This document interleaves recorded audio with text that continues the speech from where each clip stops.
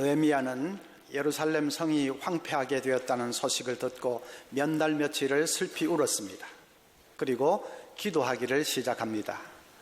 기도한 지 넉 달이 됐는데 어느 날 왕이 네 얼굴에 왜 수심이 있느냐, 무슨 걱정이라도 있느냐 하고 묻습니다. 느헤미야가 예루살렘 사정을 다 아뢰고 자기를 그곳으로 보내어 주십사 간청을 했습니다. 왕이 흔쾌하게 승낙을 해 주었습니다. 그래서 느헤미야는 마침내 예루살렘으로 갈 수 있었고, 그리고 성벽 재건을 이룰 수 있었다 하는 것이 오늘 말씀의 스토리입니다. 스토리는 간단한데, 그런데 한 가지 궁금증이 생깁니다. 느헤미야가 어떻게 예루살렘 성벽의 그 큰 이 건축을 이루어낼 수가 있었을까 하는 의문이 생깁니다. 학자들에 의하면 예루살렘 성은 길이가 4km인데 그 4km 다 무너진 것을 다시 일으켜 세우기 위해서는 최소한도로 10,000명 이상의 인부가 필요했을 것이다, 그렇게 짐작을 합니다. 느헤미야가 혼자서 그 많은 사람들을 어떻게 동원할 수 있습니까? 그뿐 아니라 주위에 성벽 재건을 방해하는 그런 무리들이 많았습니다. 그런 악조건 가운데에서 성벽을 다시 건축한다는 것은 그건 거의 기적에 가깝습니다. 어떻게 그런 기적을 일구어낼 수가 있었을까? 답이 12절에 있습니다. 내 하나님께서 예루살렘을 위해 무엇을 할 것인지 내 마음에 주신 것을 내가 아무에게도 말하지 아니하고, 하나님께서 예루살렘을 위해서 무엇을 할 것인지 내 마음에 주신 것, 그게 뭐죠? 꿈이었습니다. 느헤미야에게 예루살렘을 다시 그 성벽을 세워야 되겠다 하는 꿈이 생긴 것입니다. 기도하는 가운데 꿈이 생긴 것입니다. 그 꿈은 야망하고는 다릅니다. 야망은 자기 욕심을 이루기 위한 것이지만은 꿈은 하나님의 뜻을 이루기 위한 것입니다. 12절 다시 보면 내 하나님께서 했습니다. 내 하나님께서 예루살렘을 위해 무엇을 할 것인지 내 마음에 주신 것. 꿈은 하나님께로부터 온 것입니다. 그리고 예루살렘을 위해서 무언가를 하는 것입니다. 하나님 나라를 위해서 무언가를 하는 것입니다. 또 반면에 야망은 나에게서 나온 것입니다. 그리고 내 욕망을 이루기 위해서 무언가를 하는 것입니다. 완전히 다른 것이죠. 느헤미야에게 야망이 아니라 꿈이 생겼습니다. 그 꿈을 붙들고 그가 기적을 일구어낸 것입니다. 혼자서 이 큰 역사를 어떻게 감당을 하나, 그래서 낙심이 되려고 할 때마다 그는 꿈을 붙들고 일어섰습니다. 대적자들이 사방에서 방해하고 반대할 때에 두렵고 떨리기도 했겠지만은, 그러나 그때마다 그는 꿈을 붙들고 다시 용기를 불태웠습니다. 하나님이 주신 꿈, 그 꿈을 가지고 기적을 일구어내었습니다. 하나님이 주신 꿈이라면 그것은 반드시 이루어집니다. 왜 그런가 말씀을 드리겠습니다. 첫째는 열정이 생기기 때문입니다. 느헤미야가 예루살렘을 향해서 장도를 나아가는데 그 길이 보통 길이 아닙니다. 예루살렘까지 거리가 1200km입니다. 그리고 지금부터 2500년 전 일이니까 도로가, 그 길이라도 제대로 있었겠습니까? 그 험하고 먼 길을 산을 넘고 물을 건너고 사막을 건너고 해서 갔는데 아마 몸이 녹초가 되었을 겁니다. 엄청나게 온몸이 쑤시고 아팠을 겁니다. 그런데 11절 보십시오. 내가 예루살렘에 이르러 머무른 지 사흘 만에 벌떡 일어난 것입니다. 한 달을 그냥 누워 있어도 시원찮을 사람이 사흘 만에 그냥 자리를 박차고 벌떡 일어난 것입니다.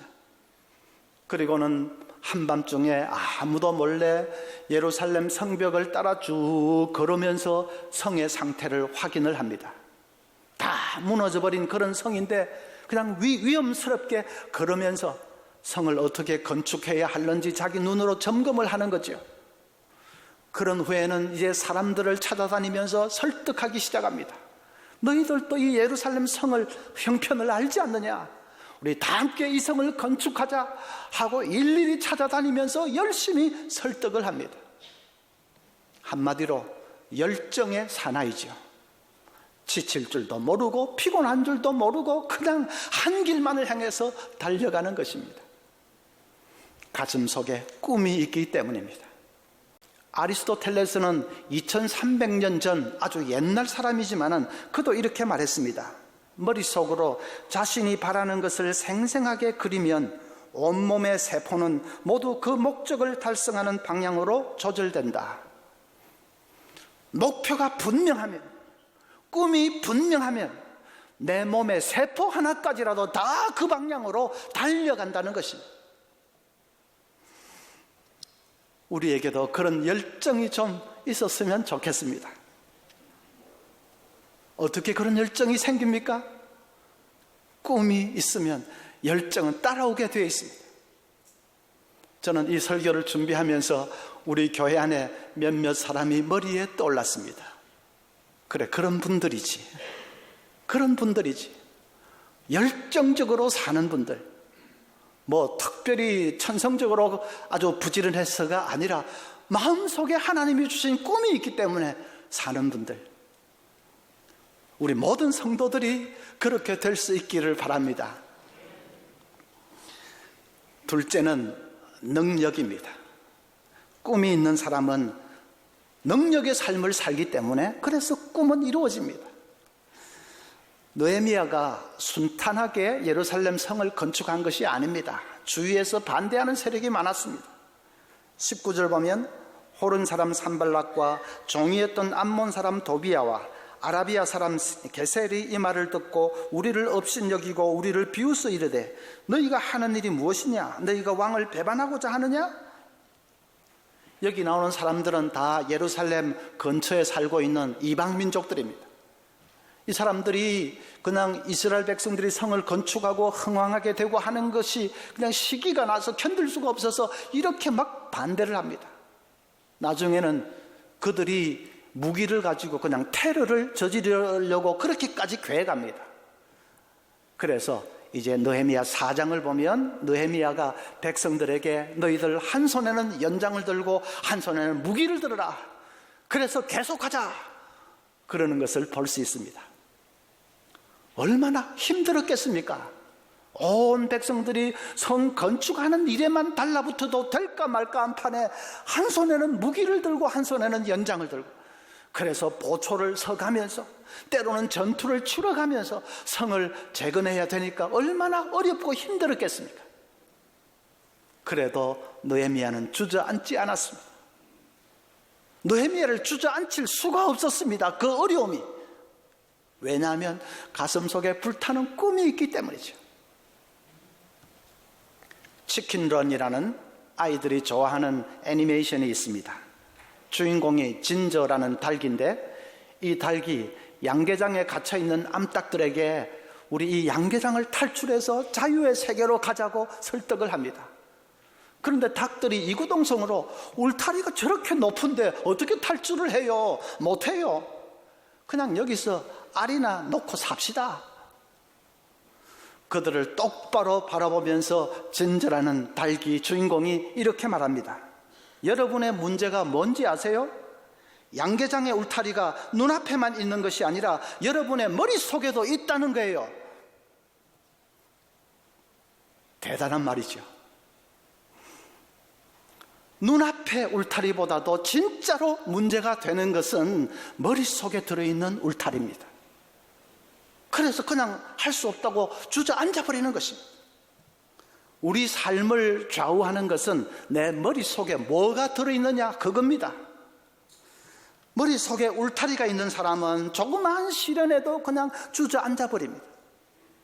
그러나 머릿속에 꿈이 가득 찬 사람은 어떤 시련도 극복해냅니다. 시련을 오히려 기회로 만듭니다. 예를 들어 볼까요? 어떤 편의점 주인이 손님하고 싸웁니다. 자기보다 나이도 한참 어린 것이 반말을 팍팍 해대니까 아무리 손님이라도 그냥 참을 수가 없습니다. 그래서 막 폭발을 하는 거죠. 야, 내가 김밥이나 팔고 있으니까 사람 우습게 보여? 이게 사람을 뭘로 알고? 하고 막 싸우는 겁니다. 그런데 옆에 있는 다른 편의점 주인은 똑같은 일을 당해도 절대로 싸우지 않습니다. 오히려 그 손님에게 더 친절하게 잘해줍니다. 왜냐하면 그 사람은 꿈이 있기 때문입니다. 장차 전국적인 편의점 체인 기업을 일굴 꿈이 있기 때문입니다. 장차 자기가 성공하고 나면 기자들이 몰려와서 인터뷰를 하겠죠. 그러면 어떤 기자는 회장님, 편의점을 처음 시작하실 때는 겨우 10평짜리 조그만 데서 시작했다는 말을 들었는데 그때 제일 어려운 것이 뭐였습니까? 그렇게 묻겠죠. 그러면 자기는 이렇게 대답할 것입니다. 편의점을 운영을 하다 보면 가끔은 자존심을 팍팍 긁는 그런 말도 안 되는 짜증나는 손님을 만날 때가 있습니다. 그럴 때 저는 어떻게 하면 그분들 기분을 맞춰줄 수 있을까? 그걸 찾기 위해서 애를 썼습니다. 그리고 더 성심성의껏 대해 주었습니다. 그랬더니 그 사람들이 다 단골이 되었고 그 사람들이 입소문을 내주어서 매출이 점점 더 올라갔습니다. 만약에 그분들이 없었더라면 저는 오늘날 이 자리까지 올 수 없었을 겁니다. 그렇게 인터뷰하는 자기를 상상하고 있는데 지금 이 손님하고 싸울 수가 없지요. 그러니까 손님하고 싸우는 그 주인은 손님이 문제가 아니라 그 주인 자기가 문제입니다. 자기 머릿속에 뭐가 들어있는지 그게 문제입니다. 나는 김밥이나 팔다가 김밥 나부랭이나 팔다가 죽을 사람, 그 생각이 꽉 차 있는 거죠. 양계장 울타리가 꽉 차 있는 거죠. 그게 문제입니다. 머릿속에 꿈이 있는 사람, 전국적인 편의점 체인 기업의 회장이 될 사람이야. 꿈이 있는 사람은 그런 걸 가지고 싸우지 않습니다. 그런 건 다 기회입니다. 기회. 어떤 대학원생이 자기 지도교수에게 이렇게 메일을 보냈습니다. 메일 내용이 이렇습니다. 언젠가 교수님과 대화할 때 저는 원래 소심한 성격을 가지고 있거든요 라고 말한 적이 있습니다. 그때 교수님께서는 그렇게 자신을 낙인 찍지 말라고 하셨습니다. 그 말씀을 듣고 저는 마치 망치로 머리를 얻어맞은 것 같았습니다. 생각해보니 저에게는 항상 스스로를 소심한 사람이라고 한계를 짓는 버릇이 있었습니다. 그러다 보니 저는 자신을 교수라는 직업을 가질 수 없는 사람으로 규정하고 상담사로 만족했습니다. 하지만 제 안에 가능성을 짚어주신 교수님을 만나면서 나라고 왜 안 돼? 하는 생각이 들었고 급기야 교수가 되겠다고 친구들에게 공개 선언까지 하게 되었습니다. 그걸 아신 교수님이 간간히 반농담식으로 아무개 교수하고 불러주실 때마다 내게 1000만 킬로나 밖에 있던 교수라는 직업이 1미터씩 가깝게 느껴집니다. 실패할 수도 있습니다. 하지만 꿈도 꾸지 않는다는 것은 절대로 용납할 수 없습니다. 여러분, 그 학생은 뭔가 일을 해낼 겁니다. 꿈이 생겼기 때문에. 다른 거 다 여전히 그대로라도 엄청난 변화가 일어났습니다. 꿈이 생겼습니다. 그러면 뭔가를 해낼 것입니다.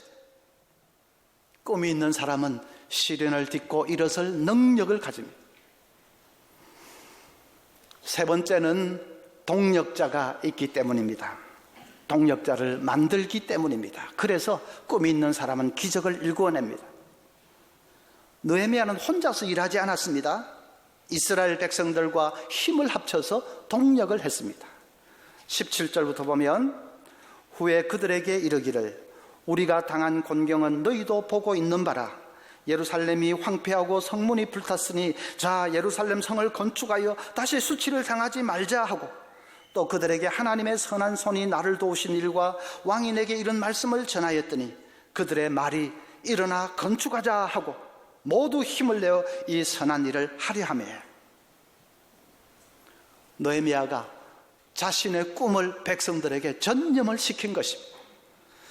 그랬더니 그 백성들의 마음이 뜨거워졌습니다.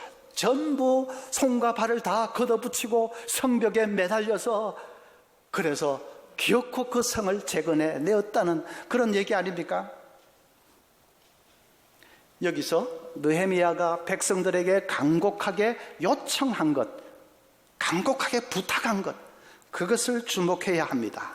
함께 예루살렘 성을 건축하자고 간곡하게 부탁하고 요청한 것, 그것을 여러분 눈여겨 보셔야 합니다.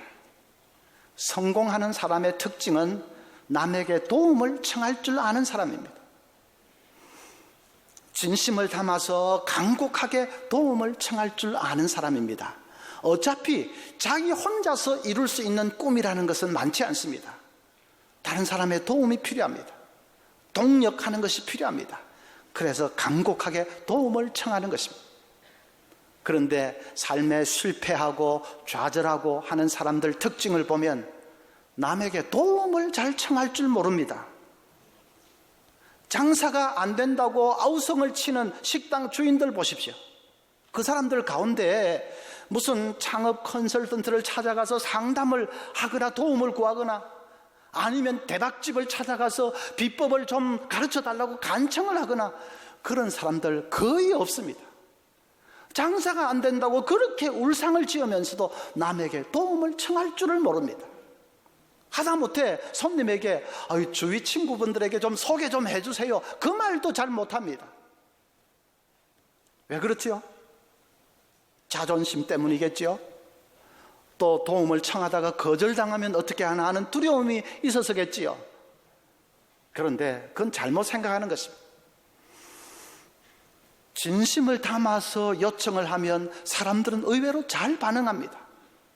저는 잘 못합니다, 좀 도와주십시오. 저는 잘 모릅니다, 좀 가르쳐 주십시오 하면 사람들이 호감을 가집니다. 사람이 그래도 솔직하구나 하는 생각에서 호감을 가집니다. 그리고 나에게 도움을 청했다는 것은 나를 그만큼 높이 보고 있다는 뜻이니까 그것도 그렇게 기분이 나쁘지 않습니다. 그래서 뜻밖에도 잘 반응을 해줍니다. 여러분, 심리학에서 말하는 벤자민 프랭클린 효과라는 것을 아십니까? 벤자민 프랭클린이 펜실베니아 주의회의 서기에 출마를 했습니다. 그런데 의원 한 분이 다른 라이벌 후보를 이렇게 지지를 하면서 프랭클린을 그냥 비난하는 그런 연설을 합니다.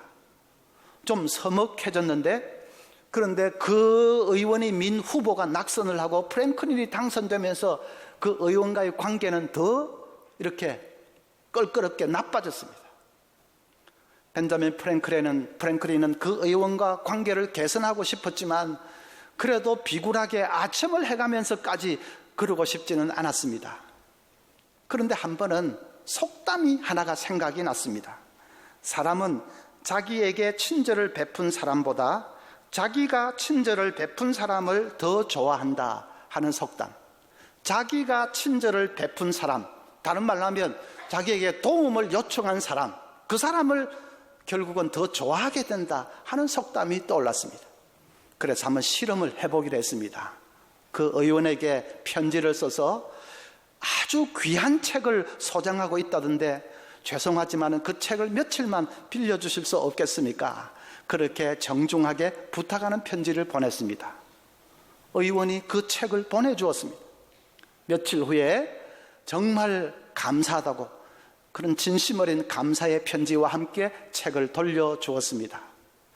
그리고 나서 그 의원과 우연히 마주쳤는데 그 의원이 표정이 싹 달라지고 자기에게 다가와서 먼저 따뜻하게 말을 건넵니다.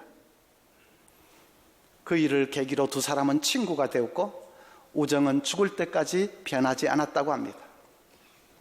그와 같이 내가 부탁을 하면 상대방이 싫어하는 것이 아니라 오히려 부탁을 들어주면서 친구가 된다. 그것이 벤자민 프랭클린 효과입니다. 물론 너무 자주 부탁을 하고 가볍게 부탁을 하고 순전히 지 욕심만 생각하면서 부탁을 하고 그러면 좀 다르겠죠. 그런 게 아니고 중요한 일에 있어서 진지하게 진심을 담은 간곡한 청을 할 때에 그것이 사람들 마음을 의외로 잘 움직입니다. 더군다나 우리 개인의 일도 그런데 하나님의 일을 위해서 우리가 간곡하게 부탁할 때에 그것이 사람들의 마음을 뜨겁게 할 수 있습니다. 느헤미야처럼 간곡하게 성을 다시 건축하자, 이 귀한 일에 함께 좀 하십시다 할 때에 사람들의 마음이 그냥 통해서, 그래서 다 같이 동력을 하고 마침내 기적을 일구어내었습니다. 부탁하는 것을 두려워하지 마십시오. 하나님의 일을 위해서라면 진심을 담아서 부탁하는 것을 두려워하지 마십시오. 그렇게 해서 사람을 움직이는 그 사람이 리더 아닙니까? 사람을 그래서 동원해서 같이 달려갈 수 있는 사람이 리더지요. 제가 9년 전에 서문교회 부임할 때 우리 출석 인원이 한 300여 명 됐습니다. 교회가 썰렁했습니다. 지금 이 자리에 계신 분들은 상상이 잘 안 갈 정도로 썰렁했습니다. 이 인근 아파트 주민들 사이에 저렇게 좋은 교회당 지어놓고 사람이 없어서 서문교회 부도난다는 소문이 파다했습니다. 무엇보다 교회에 사역이 거의 없었습니다. 하는 일이 거의 없었습니다. 제가 꿈을 꾸었습니다. 3,330의 꿈을 꾸었습니다. 3,000명 성도들로 이 자리가 차고 넘치는 꿈을 꾸었습니다. 300명 젊은이들이 하나님 말씀 붙들고 씨름하는 꿈을 꾸었습니다. 30명 파송 선교사들이 온 세계 열방을 누비는 꿈을 꾸었습니다. 사람들은 교수직도 버리고 가는데 왜 그렇게 작은 교회를 가느냐고 다 말렸지만은 그 사람들은 뭘 모르고 하는 소리였습니다. 꿈속에서 보는 서문교회는 결코 작은 교회가 아니었습니다.